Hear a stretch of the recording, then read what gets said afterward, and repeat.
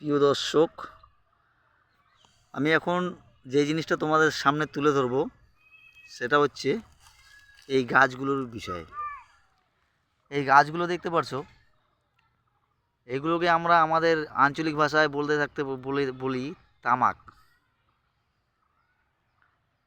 এই তামাক পাতা দিয়ে অনেক কিছু তৈরি হয়, যেমন নেশা জাতীয় জিনিস, খৈনি, বিড়ি, সিগারেট, অনেক কিছুর মধ্যে এই তামাক পাতা ব্যবহার করা হয়। তো এটা হচ্ছে একদম গাছ, মানে ছোটোর থেকে এই তামাক গাছটা একদম ছোটোর থেকে বড়, এর থেকে আরেকটু বড় হবে, তারপরে এগুলো কাটা হবে।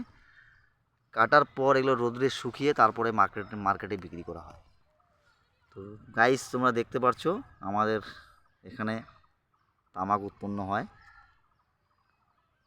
আমার বাড়ির পাশেই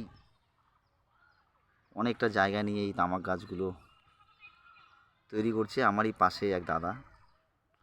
তো যাই হোক গাইস, তোমরা যারা এই তামাক গাছকে চেনো তারা তো একবারেই চিনে যাবে, আর যারা কখনো কোনো দিন দেখোনি তাদের জন্য দেখার সুযোগ করে দিলাম। আর অবশ্যই কমেন্ট করে জানাবে আমাদের এই গ্রামের সৌন্দর্য তোমাদের কীরকম লাগলো।